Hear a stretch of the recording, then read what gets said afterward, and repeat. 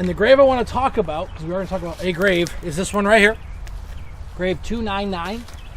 It's the grave of Captain Jeremiah Turner of the 5th Wisconsin Infantry. His family called him Jerry. He was 28 years old. He was unmarried and had no children. He was a lawyer back in Wisconsin before the war.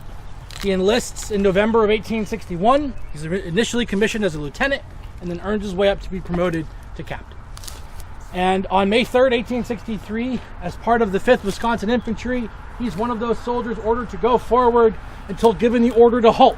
And you will not be given that order, if you remember Colonel Allen's quote. And in that charge, Captain Turner is killed instantly. So he forces us, his grave forces us to reckon with the loss of the Battle of Second Fredericksburg. He is a tangible reminder of what happened here in May of 1863. The National Cemetery, about 15,500 United States soldiers are buried in this cemetery. Only about 15% or so are identified. And so if you look at the National Cemetery roster, maybe about a half a dozen or so graves identified from the Second Battle of Fredericksburg are buried in this cemetery. As many of you probably already know, by design, this was only a Union cemetery. Confederate dead were moved elsewhere to other cemeteries. So Union-only burial spot. It can be difficult to tabulate the losses of the Second Battle of Fredericksburg because many of the Union units that fought here went on to fight at Salem Church or Banks's Ford and so on and so on. The Vermont Brigade, for example, get pretty roughed up on May 4th. So it can be difficult to kind of say, okay, how many of these losses were from Second Fredericksburg, how many of them were from Salem Church, and so on. But in totality, I think we can say with some measure of maybe confidence, about 2,000. I think Union casualties would probably be suffice to cover the losses here on May 3rd, 1863. About 2,000 Union casualties. Because Barksdale's brigade doesn't fight elsewhere, we can kind of, again, confidently say about 500 Confederate casualties, killed, wounded, and captured. And so Turner is a representative of those casualties. But his loss is more personal too, because it forces us to recognize with the memory of this place as we stand at his grave.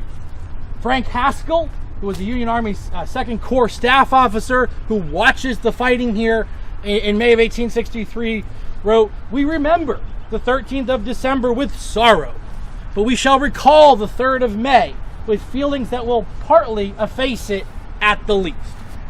So Haskell is saying, December 1862 was awful, but the success of May 3rd slightly redeemed that. At least he hopes, because the memory of this battle is very quickly eclipsed. How important is a victory here when the main Union Army loses the Battle of Chancellorsville the same day? How useful of a victory is that here? How useful is the victory here when by May 4th into May 5th, John Sedgwick is retreating back across the Rappahannock River? You can cheer this battle, and then you're very quickly shushed by the defeats elsewhere. And so the memory of this place is quickly eclipsed.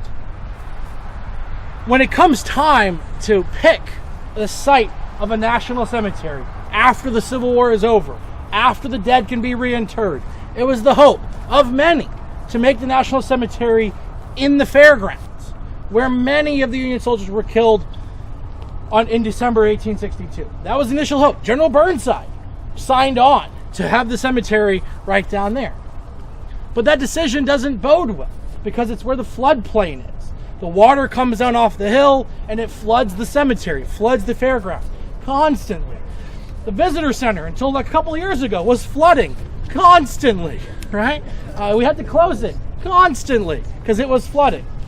And so that's not going to bode well, right? And so the decision is made instead to move it on top of the hill.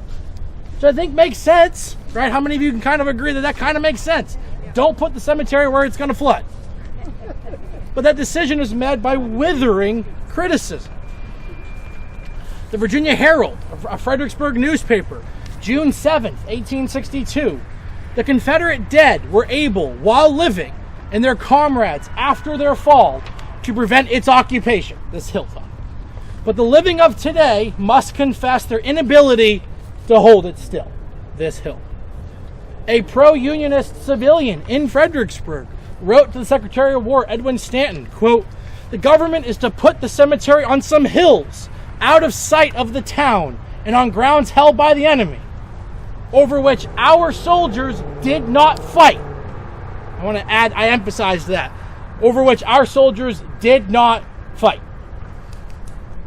Would that surprise Jeremiah Turner? Would that surprise the 6th Maine up there?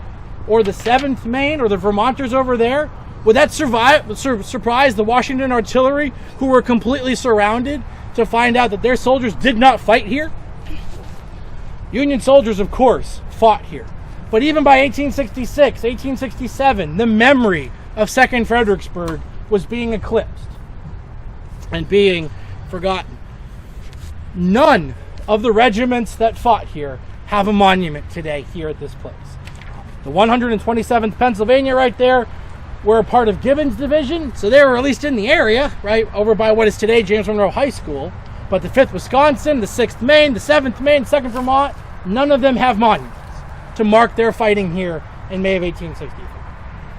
And so instead, we have to use these graves, these granite markers, silent reminders of what happened here in May of 1863. I asked you at the very beginning of the program, what do you do when you're faced with the impossible? What do Union soldiers do when they're faced with the impossible? What do Confederates do when they're faced with the impossible? Well, we today, collectively, also have kind of an impossible task ahead of us. Remember the Battle of Second Fredericksburg. Remember what happened here. Because all those visitors I've mentioned a few times before, coming and seeing Maurice Heights and seeing the stone wall, they think December 1862. National Park Service policy has been to kind of ignore Second Fredericksburg because it would confuse people.